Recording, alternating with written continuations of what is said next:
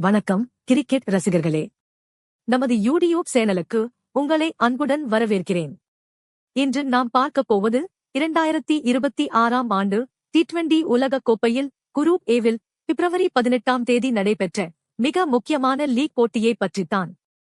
அகமதாபாத்தில் உள்ள பிரமாண்டமான நரேந்திர மோடி மைதானத்தில் பலம் வாய்ந்த இந்திய அணியும் நெதர்லாந்து அணியும் பல பரீட்சை நடத்தின.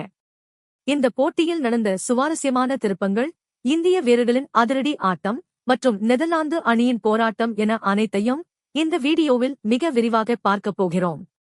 ஸ்கிப் பண்ணாமல் முழுமையா பாருங்கள். முதலில் டாஸ் பற்றிய விவரங்களை பார்ப்போம். டாஸ் வென்ற இந்திய அணியின் கேப்டன் சூரியகுமார் யாதவ் எவ்வித தயக்கமும் இன்றி முதலில் பேட்டிங் செய்வதாக அறிவித்தார். பிட்ச் பேட்டிங்கிற்கு சாதகமாக இருக்கும் என்பதால் ஒரு பெரிய ஸ்கோரை நிர்ணயித்து நெதர்லாந்து அணிக்கு நெருக்கடி கொடுப்பதுதான் இந்தியாவின் திட்டம். இந்த போட்டிக்கான இந்திய அணியில் 2 முக்கிய மாற்றங்கள் செய்யப்பட்டன. ஸ்பின் பந்து வீச்சாளர் குல்தீப் யாதவுக்கு பதிலாக வேகப்பந்து வீச்சாளர் அர்ஷ்தீப் சிங் அணிக்குள் வந்தார். அதேபோல அக்சர் படேலுக்கு ஓய்வு அளிக்கப்பட்டு வாஷிங்டன் சுந்தருக்கு இந்த உலகக் கோப்பையில் முதல் முறையாக வாய்ப்பு வழங்கப்பட்டது. இந்திய அணியின் பேட்டிங்கை தொடங்க இஷான் கிஷன் மற்றும் அபிஷேக் சர்மா களமிறங்கினார்கள். ரசிகர்கள் பெரிய எதிர்பார்ப்புடன் காத்திருந்த நிலையில் இந்தியாவுக்கு ஆரம்பமே அதிர்ச்சியாக அமைந்தது. ஆம் நண்பர்களே, நெதர்லாந்து அணியின் ஆர்யன் தட் வீசிய முதல் ஓவரிலேயே அபிஷேக் சர்மா ரன் ஏதும் எடுக்காமல் டக் அவுட் ஆகி வெளியேறினார். இது இந்த உலகக் கோப்பையில் அவருக்கு தொடர்ந்து 3வது டக் அவுட் என்பது குறிப்பிடத்தக்கது. அடுத்ததாக திலக் வர்மா களமிறங்கினார். பவர் பிளேயில் ஆர்யன் தத்தின் பந்துவீச்சு மிகவும் அபாரமாக இருந்தது. அவர் தனது 3 ஓவர்களில் வெறும் 17 ரன்களை மட்டுமே கொடுத்து இந்திய பேட்ஸ்மேன்களை கட்டப்படுத்தினார். இஷான் கிஷன் சற்று நிதானமாக ஆடி 18 ரன்கள் எடுத்த நிலையில் துரதிருஷ்டவசமாக தனது உடம்பில் பட்டு பந்து ஸ்டம்பில் மோதியதால் ஆட்டமிழந்தார். அதன் பிறகு கேப்டன் சூரியகுமார் யாதவ் மற்றும் திலக் வர்மா ஜோடி சேர்ந்து அணியின் ஸ்கோரை உயர்த்த போராடினார்கள்.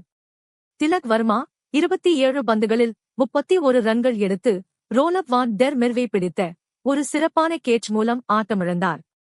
சூரியகுமார் யாதவ் 28 பந்துகளில் 34 ரன்கள் எடுத்து வெளியேறினார். 10 ஓவர்கள் முடிவில் இந்தியா 3 விக்கெட் இழப்பிற்கு 74 ரன்கள் மட்டுமே எடுத்து சற்று திணறிக் கொண்டு இருந்தது. இந்த இக்கட்டான நிலையில்தான் ஆட்டத்தின் போக்கையே மாற்றிய அந்த சம்பவம் நடந்தது. ஆடுகளத்திற்குள் நுழைந்தார் சிவம் துபே. அவருடன் ஹர்திக் பாண்டியாவும் ஜோடி சேர்ந்தார். ஆரம்பத்தில் சற்று நிதானம் காட்டிய துபே 13வது ஓவரில் இருந்து தனது அதிரடியே தொடங்கினார். காலின் ஆக்கர்மேன் மற்றும் லோகன் வான் பீக் ஆகியோரின் பந்துவீச்சில் சிக்ஸர் மழை பொழிந்தார். மைதானத்தில் இருந்த ஆயிரக்கணக்கான ரசிகர்கள் ஆரவாரம் செய்ய சிவம் துபே நெதர்லாந்து பந்துவீச்சை நாலாபுறமும் சிதறடித்தார். வெறும் 25 பந்துகளில் தனது அரைசதத்தை பூர்த்தி செய்த அவர் மொத்தம் 31 பந்துகளில் 66 ரன்களை குவித்து ஆட்டமிழந்தார். இது T20 சர்வதேச போட்டிகளில் அவரது அதிகபட்ச ஸ்கோர் ஆகும். மறுமுனையில் ஹர்திக் பாண்டியா தனது பங்குக்கு அதிரடியாக விளையாடி 30 ரன்களை சேர்த்தார். துபே மற்றும் பாண்டியா ஜோடி 5வது விக்கெட்டுக்கு வெறும் 35 பந்துகளில் 76 ரன்களை குவித்தது. கடைசி 5 ஓவர்களில் மட்டும் இந்திய அணி 75 ரன்களை விளாசியது. இறுதியில் 20 ஓவர்கள் முடிவில் இந்திய அணி 6 விக்கெட் இழப்பிற்கு 193 ரன்கள் என்ற ஒரு வலுவான ஸ்கோரை பதிவு செய்தது. நெதர்லாந்து அணியில் லோகன் வான் பீக் அதிகபட்சமாக 3 விக்கெட்டுகளை வீழ்த்தினார். இப்போது 194 ரன்கள் எடுத்தால் வெற்றி என்ற கடினமான இலக்குடன் நெதர்லாந்து அணி தனது இன்னிங்ஸை தொடங்கியது. மைக்கேல் லெவிட் மற்றும் மேக்ஸ் ஓடவுட் ஆகியோர் தொடக்க வீரர்களாக களமிறங்கினர். பவர் பிளே ஓவர்களில் அவர்கள் ஓரளவுக்கு சிறப்பான தொடக்கத்தை அளித்தனர். மைக்கேல் லெவிட் 24 ரன்களும் மேக்ஸ் ஓடவுட் 20 ரன்களும் எடுத்தனர். ஆனால் அதன் பிறகு இந்திய அணியின் சுழற்பந்து வீச்சாளர் வருண் சக்கரவர்த்தி தனது மாயாஜால சுழலை தொடங்கினார். பவர் பிளேயின் கடைசி ஓவரில் பந்து வீச வந்த வருண் சக்கரவர்த்தி மேக்ஸ் ஓடவுட்டின் ஸ்டம்பை சிதறடித்தார். பின்னர் ஹர்திக் பாண்டியா மைக்கேல் லெவிட்டை வீழ்த்தினார். இதற்கிடையே பாஸ்டி லேட் மற்றும் காலின் ஆக்கர்மேன் ஜோடி சேர்ந்து நெதர்லாந்து அணியை சரிவிலிருந்து மீட்கப் போராடினார்கள். அவர்கள் 43 ரன்கள் பார்ட்னர்ஷிப் அமைத்த நிலையில் மீண்டும் பந்து வீச வந்த வருண் சக்கரவர்த்தி ஆட்டத்தின் 13வது ஓவரில் தொடர்ந்து 2 பந்துகளில் காலின் ஆக்கர்மேன் மற்றும் ஆரியன் தத் ஆகியோரை வீழ்த்தி நெதர்லாந்து அணிக்கு மரண அடி கொடுத்தார். நெதர்லாந்து அணி 94 ரன்களுக்கு 4 விக்கெட்டுகளை இழந்து தவித்தது. வருண் சக்கரவர்த்தி தனது 3 ஓவர்களில் வெறும் 14 ரன்களை மட்டுமே கொடுத்து 3 முக்கிய விக்கெட்டுகளை வீழ்த்தி அசத்தினார்.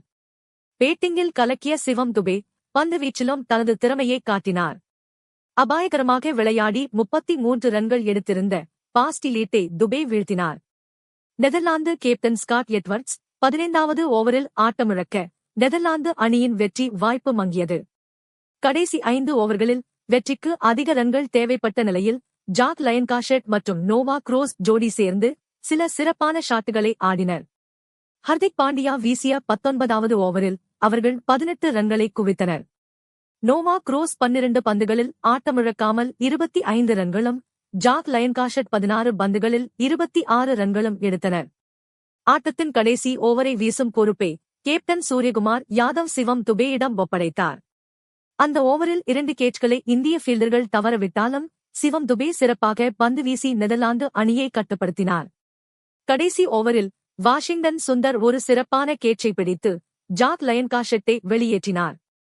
இறுதியில் 20 ஓவர்கள் முடிவில் நெதர்லாந்து அணியால் 7 விக்கெட் இழப்பிற்கு 176 ரன்கள் மட்டுமே எடுக்க முடிந்தது. இதன் மூலம் இந்திய அணி 17 ரன்கள் வித்தியாசத்தில் ஒரு அபார வெற்றியை பதிவு செய்தது.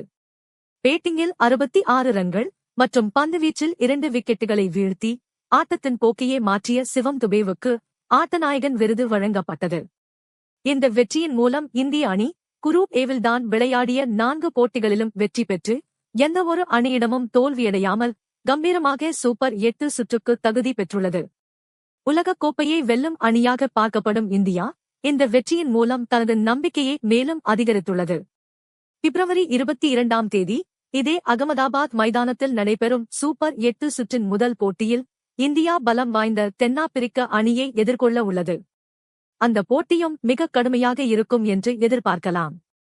நண்பர்களே, சிவம் துபேயின் இந்த அபாரமான ஆல்ரவுண்டர் பெர்ஃபார்மன்ஸ் பற்றி நீங்கள் என்ன நினைக்கிறீர்கள்?